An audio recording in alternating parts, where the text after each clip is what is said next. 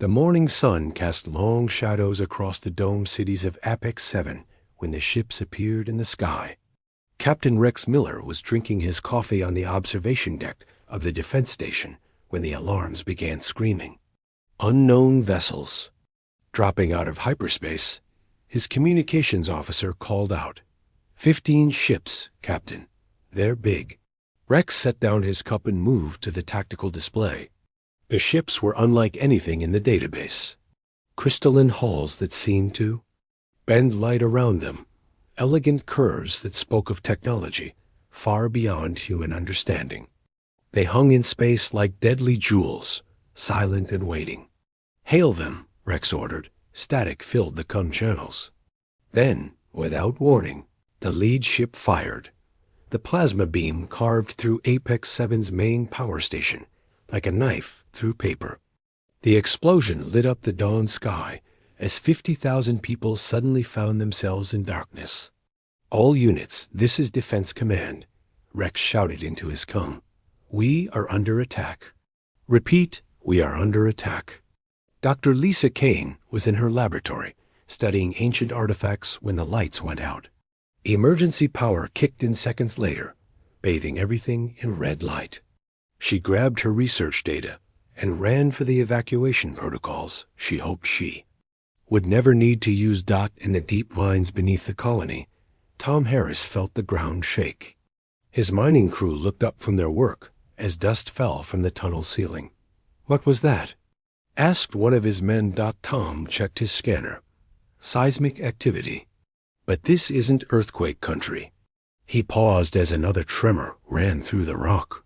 Something's happening up top. The attacks came in waves. The alien ships moved with precision, targeting communication arrays, spaceports, and manufacturing centers.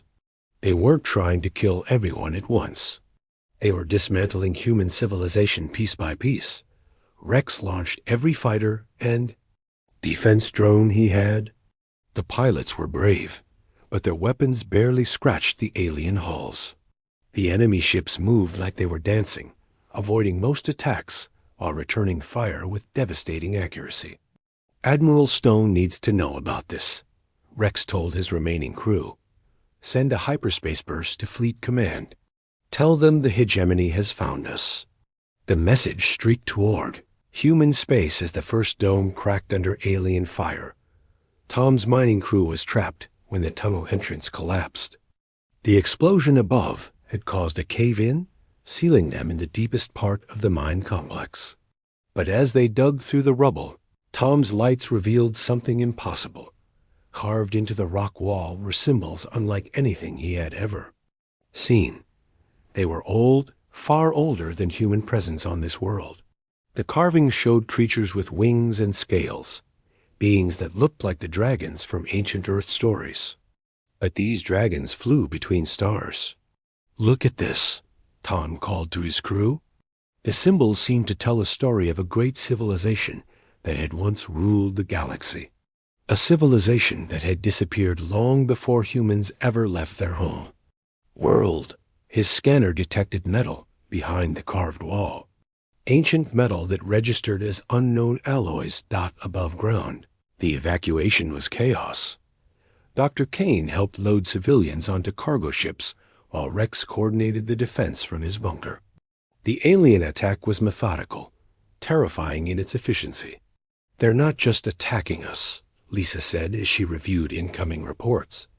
I'm getting signals from 12 other colonies. They're hitting everyone at once. Rex felt cold despite the heat from burning buildings outside. This isn't a raid. This is extermination. The last transport lifted off as the main dome finally collapsed. Rex watched from his ship as the city he had protected for 5 years disappeared under plasma fire. 50,000 people had lived there that morning. Less than 3,000 made it to the evacuation ships. As they jumped to hyperspace. There, sensors detected something massive moving in the darkness between stars. Something ancient stirring in the deep void. Tom's crew broke through the carved wall just as the rescue ships found their location. Behind the dragon symbols was a chamber. filled with technology that hummed with power despite being millions of years old. Tom grabbed what he could carry as the rescuers pulled them from the collapsing mine. The surviving colonists gathered at the jump point, their ships forming a ragged convoy. They had lost everything, but they carried with them evidence of something. That might change everything. The dragons in the ancient carvings were not myths. They were real, and their technology still worked. "Set course for Haven Station," Rex ordered. "And pray Admiral Stone has a plan." As they fled into the darkness, none of them noticed the way the ancient dragon device in Tom's pack pulsed with light, sending a signal into the deep void where something vast and patient had been waiting for millions of years to hear it again. Hegemony had burned the human colonies, but in doing so, they had awakened something far older and more powerful than they could imagine. The dragons were coming. The Pattern Haven station hung in the darkness like a steel flower, its rotating sections housing 2 million souls. It was humanity's largest deep space outpost, and now it buzzed with activity as refugee ships arrived. From across human space, Admiral Jack Stone stood in the command center, watching the tactical display fill with red marks. Each mark represented a human colony under attack or already destroyed. The pattern was clear and terrifying. 17 colonies hit in the past 6 hours, his intelligence officer reported. "The attacks are coordinated, sir." "They're hitting our outer settlements first, working their way toward the core worlds." Jack studied the pattern. The aliens were cutting off human expansion, isolating each sector before moving inward. It was the strategy of a species that understood warfare on a galactic scale. "What do we know about these hegemony forces?" he asked. "Intercepted communications suggest they're a collective of different alien species," came the reply. "They call themselves the hegemony of order. From what we can translate, they believe humans are a threat to galactic stability." Dr. Lisa Kane arrived at Haven Station aboard one of the refugee transports. She carried with her the artifacts Tom Harris had discovered, along with data from similar finds across human space. The evidence was overwhelming. An ancient civilization had once ruled this part of the galaxy. "The technology is incredible," she explained to Admiral Stone and his staff. "These dragons, or whatever they were, used principles of physics we barely understand. Their power sources are still active after millions of years." Captain Rex Miller limped into the briefing room, his arm in a sling from the battle at Apex 7. "What matters is whether this technology can help us fight back," he said. Jack nodded. "What's our current military situation?" Rex activated the holographic display. "The hegemony outguns us 10-1 in every category. Their shields are stronger, their weapons more powerful, and they have better sensors. In a straight fight, we lose." "Then we don't fight straight," Jack replied. "What are our advantages?" "Adaptability," Rex said immediately. "They fight like they've been using the same tactics for centuries. We change our approach every battle. It's keeping them off balance, but it won't be enough in the long run." Dr. Kane studied the dragon artifacts while the military planned their desperate defense. The more she learned, the more remarkable the ancient civilization became. They had achieved technologies that seemed almost magical. Gravity manipulation, space-time distortion, energy sources that drew power from the quantum vacuum itself. But there was something else in the records. References to a great war fought long ago. The dragons had faced an enemy called the Order. Makers, a collective that sought to impose their vision of galactic peace through the elimination of chaotic species. "Admiral," she called out suddenly, "I think the hegemony fought these dragons before." The command center fell silent as she explained her discovery. The order makers in the ancient records matched the hegemony's philosophy perfectly. They believed certain species were too dangerous to be allowed to develop freely. According to these records, the dragons nearly lost that war, Lisa continued. But instead of fighting to the bitter end, they chose to disappear. They went into the deep void between galaxies and left automated systems to guard their territory. Jack felt a chill run down his spine. Are you saying there might still be dragons out there? The records suggest they left guardians behind. Systems that would awaken if their space was threatened by the Order Makers again. Tom Harris had survived the collapse of his mine and the destruction of his colony. Now he worked with Dr. Kane's research team, helping to understand the technology he had found. The dragon device he had rescued pulsed with increasing frequency, as if responding to their study. It's some kind of communication array, he explained to the assembled scientists. But it's not sending signals through normal space. It's using quantum entanglement on a massive scale. As they worked, reports came in from across human space. Rex led strike teams against hegemony supply lines, using hit-and-run tactics to slow their advance. Each victory was small, but they were learning the enemy's patterns. The hegemony ships relied on formation fighting and overwhelming firepower. They expected their enemies to meet them in organized battle lines. Human fighters that struck from multiple directions at once confused their targeting systems. But for every small victory, there was news of another colony falling. The hegemony was systematic, efficient, and utterly ruthless in their campaign to eliminate humanity. They're not just trying to defeat us, Rex reported after his latest raid. They're sterilizing every world we've touched, even the agricultural settlements that have no military value. The breakthrough came when Dr. Kane successfully interfaced with one of the dragon devices. For a brief moment, her consciousness touched something vast and ancient. She saw flashes of the Great War that had driven the dragons into exile.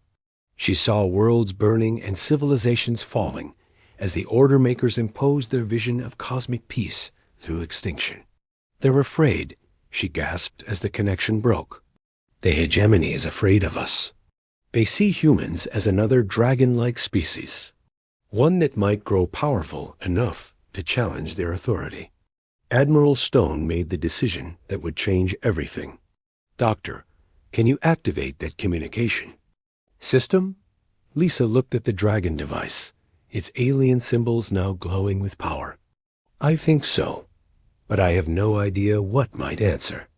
As she began the activation sequence, long-range sensors across human space detected something impossible. Massive shapes were moving in the void between galaxies, ancient signatures that matched the technology in the dragon ruins. The signal went out into the darkness, carrying with it humanity's desperate plea for help. And in the deep void where they had waited for millions of years, the dragons heard it. Space itself began to bend around Haven Station as something vast approached from the darkness between stars. The hegemony had awakened their ancient enemy, and this time the dragons would not run. The Awakening. The first dragon ship materialized like a mountain of living metal and crystal. It was larger than Haven Station, its surface covered in patterns that seemed to shift and flow like liquid starlight. The very space around it bent and twisted as if reality itself was uncertain in its presence. Admiral Jack Stone stood in the command center, watching as his sensors tried and failed to get accurate readings on the massive vessel. Every scan returned different results, as if the ship existed in multiple dimensions at once. Sir, his communications officer called out, voice shaking. I'm receiving a transmission, but it's not coming through our comm systems. It's in my head. Around the station, others reported the same phenomenon. The dragon ship was communicating directly with human minds, bypassing all technology. The voice that spoke was ancient beyond measure, carrying the weight of millions of years. We hear your call, young ones. We remember the pain of worlds burning and the silence of extinct voices. You face the Order Makers, as we once did. Doctor. Lisa Kane felt the presence more strongly than others. Her research with dragon technology had somehow made her more receptive to their communication. Images flowed through her mind. Vast fleets moving between galaxies, civilizations rising and falling like waves on a cosmic shore, and always the patient watchers in the deep void. "You are not alone," the voice continued. "But help comes with a price. The burden we once carried may pass to you." The dragon ship moved closer to Haven Station, its impossible geometry making observers dizzy as they tried to follow its form. Smaller craft detached from the main vessel, gliding through the station's docking bay as if its alien bulk weighed nothing at all. Captain Rex Miller led the security team that met the Dragon envoy. What emerged from the craft defied easy description. It was vaguely humanoid, but clearly not bound by the same physical laws that governed other species. Its form seemed to shift between states of matter, solid one moment and energy the next. The being spoke without moving what might have been a mouth. "I am called the Keeper of Memories. I speak for those who watch from the deep places. We need help," Rex said simply. "The hegemony is destroying our colonies. They plan to wipe out our entire species. We know. We have watched the Order Makers spread their vision of peace through extinction across many galaxies. They destroyed 17 species before we first opposed them. They would have destroyed us as well had we not chosen a different path." Dr. Kane stepped forward. "You withdrew from the galaxy. You gave up your territory rather than continue fighting.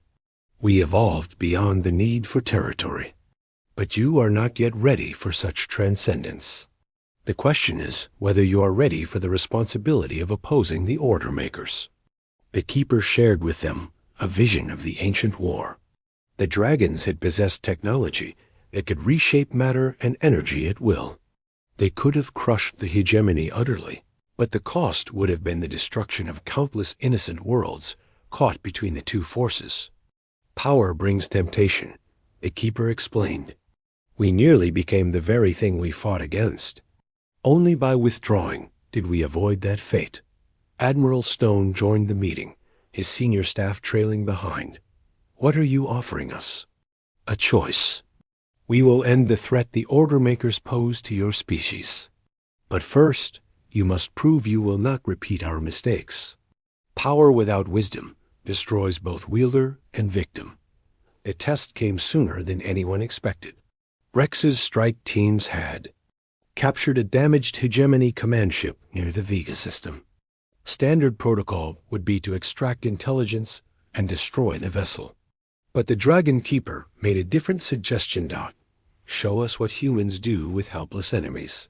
The command ship contained over 300 hegemony personnel from several different species.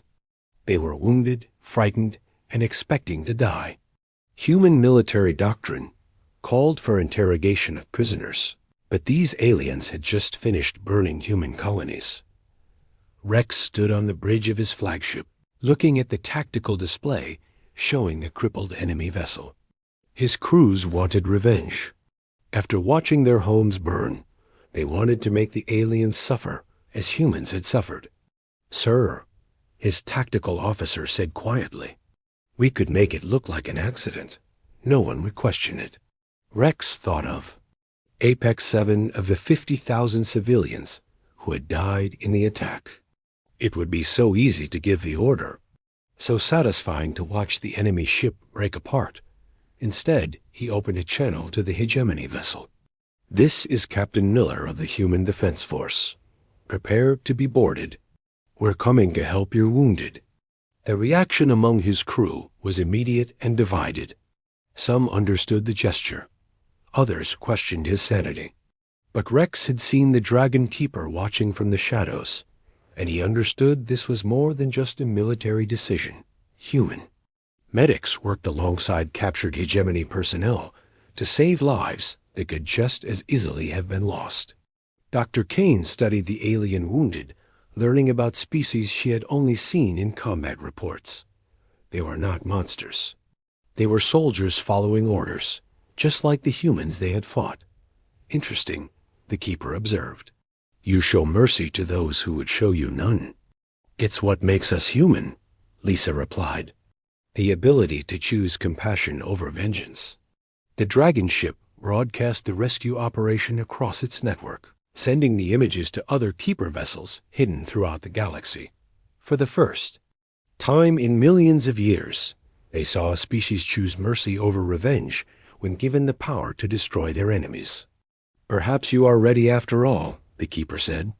But the true test is yet to come. Across hegemony space, impossible ships began materializing from the deep void. Dragon vessels that operated outside the normal laws of physics, each one capable of destroying entire fleets. But they did not attack. They simply waited, watching. The hegemony leadership received the message at the same time as Admiral Stone. The dragons had returned, and they offered humanity a choice.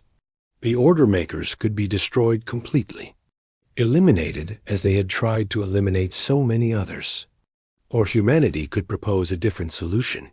The fate of your enemies is in your hands, the Keeper told the assembled human leaders. Choose wisely. Your decision will echo through the galaxy for millions of years to come. As dragon ships took position throughout known space, humanity faced the ultimate test of their character. They had the power to end the hegemony forever. The question was whether they would use it. Asterisk. The choice the Galactic Council convened aboard the dragon vessel Eternal Vigil, a ship that existed partially outside normal spacetime. Representatives from across the galaxy gathered in a chamber that seemed to stretch into infinity, its walls, showing the swirling colors of nebulae and distant stars. Admiral Jack Stone and Dr. Lisa Kane represented humanity at the circular table. Across from them sat the Hegemony Council, 6 different alien species united in their belief that order must be imposed on chaos. Between them, the Dragon Keeper served as moderator for a trial that would determine the fate of entire civilizations. Order makers stand accused of genocide, the Keeper began, its voice echoing through dimensions. 17 species have been eliminated under their guidance. Billions of lives extinguished in the name of galactic stability. The lead hegemony representative, a crystalline being called the Prime Arbiter, rose to speak. We have maintained peace for over 1 million years. The species we eliminated were aggressive, expansionist, and would have brought chaos to the galaxy. Our actions were necessary. Necessary? Jack's voice carried the anger of every human who had lost their home to hegemony weapons. You murdered entire civilizations because you were afraid they might become competitors. Both sides have spoken. Truth, the Keeper observed. The order makers have maintained stability, but at the cost of diversity, creativity, and the natural evolution of consciousness. The question before us is whether this cycle can be broken. Dr. Kane activated her holographic display, showing the research data she had compiled during their journey to the Council. The species the hegemony destroyed weren't threats to galactic peace. They were threats to hegemony control. Every eliminated species showed signs of rapid technological advancement and strong survival instincts. The Prime Arbiter's crystalline form flashed with inner light. Exactly what makes them dangerous. Uncontrolled expansion leads to resource conflicts, territorial wars, and the collapse of civilized society. We faced this same choice long ago, the Keeper said, sharing memories of the ancient war. The assembled representatives watched as Dragon fleets battled across star systems, their weapons rewriting the laws of physics in localized space. We could have imposed our will on the galaxy. We chose instead to withdraw and observe. Captain Rex Miller had arrived on a later transport, his arm still healing from the battle at Apex 7. Now he stood before the Council to present the military perspective. The hegemony attacks weren't military actions, he said. They were extermination campaigns. They targeted civilians, destroyed agricultural worlds, and made no attempt to offer surrender terms. This wasn't war. It was systematic murder. The Prime Arbiter turned its attention to Rex. Your species has been expanding aggressively across this sector for less than 3 centuries. In galactic terms, you are infants. We have seen your pattern before. Then you should know what happens when you try to cage us, Rex replied. Humans don't surrender. We adapt, we survive, and we remember. The dragons remember as well, the Keeper interjected. We remember the weight of making life and death decisions for entire species. It is a burden that changes those who bear it. Trial continued for hours, with representatives from various species presenting evidence and testimony. Some supported the hegemony's methods, fearing the chaos that might come from unrestricted expansion. Others spoke of friends and allies lost to the Order Maker's systematic campaigns. But it was Tom Harris, the simple mining foreman from Apex 7, who presented the most powerful testimony. He had requested permission to address the council despite having no official position. I dug tunnels my whole life, he said, standing before the assembled powers of the galaxy. Found a lot of things buried in rock and dirt. But the most important thing I learned is that you can't keep anything buried forever. The hegemony tried to bury entire species, and all they did was make room for something worse to grow in the dark. He activated his own display, showing images from the dragon ruins. These people, the dragons, they had the power to rule everything.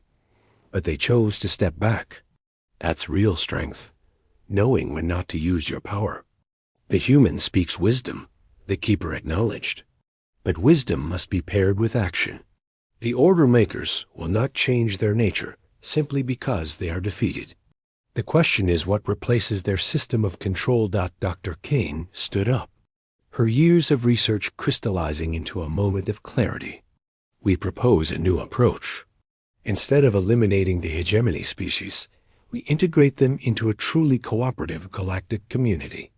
Each species contributes their strengths while being limited in their ability to impose their will on others. The Prime Arbiter's crystalline form darkened. You would make us servants to your vision, just as you complain we made you servants to ours. No, Jack said firmly. We're offering partnership. The hegemony species have valuable experience in organization and administration. But that experience needs to be balanced with the innovation and adaptability of younger species. The Keeper shared another vision, showing possible futures branching out like a vast tree. In some, the galaxy burned in endless wars between rival factions. In others, stagnation set in as rigid order eliminated all possibility of growth. But in a few precious branches, different species worked together to explore new possibilities. Choose, the Keeper commanded, addressing both sides. The dragons offer their protection to implement whatever decision you make. But choose knowing that your decision will shape the galaxy for millions of years to come.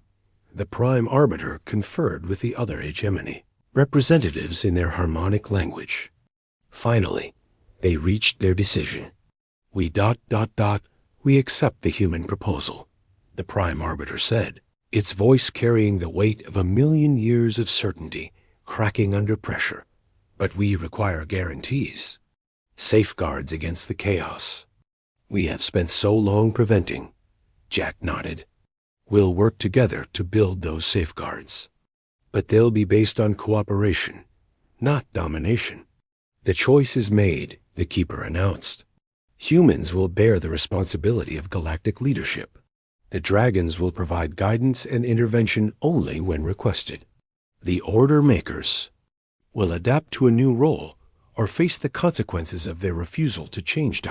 As the Council concluded, long-range sensors detected new signals from outside the galaxy. Something vast was approaching through the intergalactic void.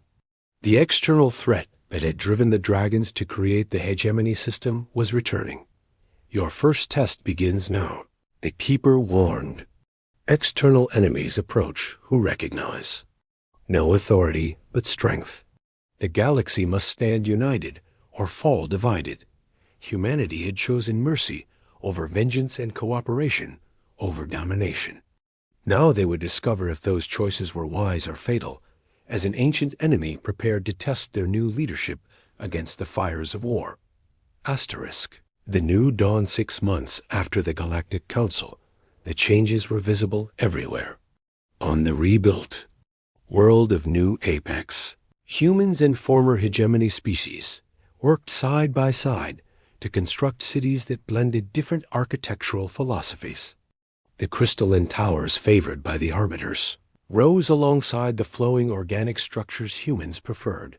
Captain Rex Miller stood on the observation deck of the Unity, watching construction crews install Dragon-designed defense systems. His fleet now included ships from a dozen different species, their weapons and shields integrated using principles that no single race could have developed alone. Strange to think they were trying to kill us a year ago, his first officer commented. Rex nodded, watching a team of human engineers work with hegemony technicians to calibrate a gravity manipulator. Fear makes people do terrible things, but it also makes them capable of remarkable change when they find something worth changing for. Dr. Lisa Kane had established the Institute for Galactic Cooperation on Haven Station. Her research teams combined human curiosity with hegemony systematic knowledge and Dragon advanced theory to push the boundaries of science. The breakthroughs were coming faster than anyone had expected. The quantum entanglement network is online, she reported. To Admiral Stone, we can now maintain instant communication across the entire galaxy. No more delays, no more misunderstandings based on outdated information. But even as civilization flourished, the external threat grew closer. The dark fleet approaching from intergalactic space was massive beyond comprehension. Dragon sensors indicated over 50,000 vessels, each one the size of a moon. They belonged to species that had been enemies of the Dragons eons ago, returning to reclaim territory they considered rightfully theirs. They called themselves the Void Reapers. The Keeper explained during an emergency briefing. They were banished from this galaxy during the Great War. They have spent millions of years building their strength in the darkness between stars. Admiral Stone studied the tactical reports with growing concern. Can the Dragon fleet handle them? Alone? No. Our numbers are too few. When we withdrew from the galaxy, many chose to fade into pure energy rather than maintain physical form. We have perhaps 100 vessels capable of combat. Asterisk. What about their technology level? Rex asked. Equal to ours in most respects. Superior in some areas. They have had millions of years to refine their weapons and defenses. The coming battle will not be won through technological superiority. Solution came from an unexpected source. Tom Harris, now serving as liaison between human mining operations and hegemony resource management, had been studying the quantum signatures of the approaching fleet. They're using the same basic principles as everyone else, he explained to the assembled commanders. Same physics, same energy patterns, but they're not used to working with other species. Look at their formation structure. The tactical display showed the Void Reaper fleet arranged in rigid geometric patterns. Each species group operated independently, with minimal coordination between different vessel types. They're strong individually, Tom continued, but they don't know how to integrate their capabilities. We do. The plan that emerged was audacious in its scope. Every spacefaring species in the galaxy would contribute ships and personnel to a unified defense fleet. Human adaptability would coordinate hegemony organizational skills and Dragon advanced technology, creating a force greater than the sum of its parts. The Prime Arbiter initially objected to the strategy. Mixing different tactical doctrines will create confusion and inefficiency. Our forces should operate in separate task groups. That's exactly what the enemy expects, Rex replied. They've prepared for 1,000 different species fighting. As individuals, they haven't prepared for those species fighting as one organism. The integration process was chaotic. Humans had to learn hegemony communication protocols, while arbiters struggled with human tactical flexibility. Dragons provided technology interfaces that allowed different species to share sensor data and coordinate targeting in real time. But gradually, something remarkable emerged. Ship crews that had been enemies began working together with an efficiency that surprised everyone. The shared threat had created bonds stronger than old prejudices. When the Void Reapers entered the galaxy, they found something unprecedented waiting for them. A fleet of over 100,000 vessels representing 47 different species, operating with unified purpose under human strategic coordination. The first battle took place in the Outer Rim, where Void Reaper scouts encountered the advanced elements of the Galactic Defense Force. The enemy's superior individual firepower was countered by unprecedented tactical coordination and the ability to adapt strategies in real time. Remarkable, the Keeper observed as the battle reports came in. You have achieved what we thought impossible. True cooperation between incompatible species. Admiral Stone coordinated the defense from his flagship, surrounded by liaison officers from every major species. The command bridge looked like a diplomatic gathering, with humans, arbiters, dragons, and dozens of other beings working together to analyze enemy movements and plan responses. They're not adapting, Rex reported from the front lines. They keep using the same attack patterns even after we've countered them. It's like they can't conceive of changing their approach. The revelation changed everything. The Void Reapers were individually powerful, but collectively rigid. They had spent millions of years perfecting specific tactics without learning to innovate or adapt. Against an enemy capable of real-time evolution, their fixed strategies became weaknesses. The decisive battle took place near the galactic core, where the main Void Reaper fleet met the full Galactic Defense Force.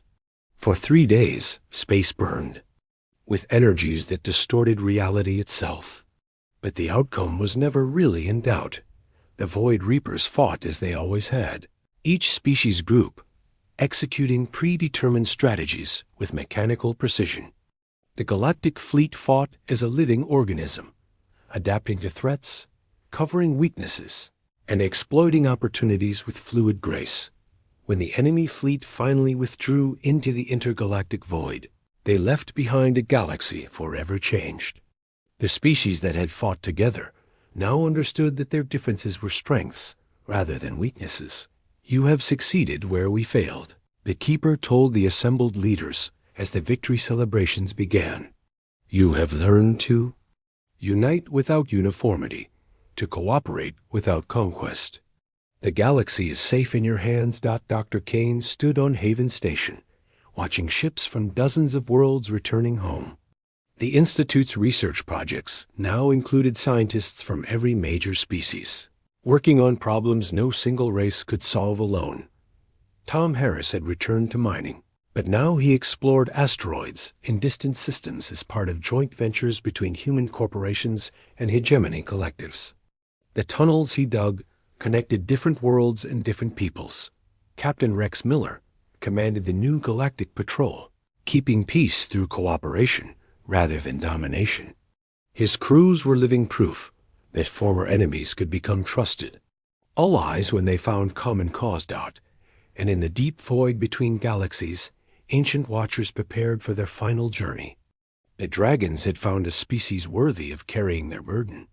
Humanity had proven that wisdom could triumph over power, that mercy was stronger than vengeance, and that unity was possible without uniformity. The galaxy entered a new age under human leadership, but it was leadership by example rather than force. The colonies that had burned in hegemony fire rose again as centers of cooperation and growth. And in the stars, dragons and humans and 1,000 other species worked together to build something the universe had never seen before, a civilization based not on fear, but on hope. The future is yours now, was the dragon's final message as they faded into legend once more. Use it wisely. The end asterisk.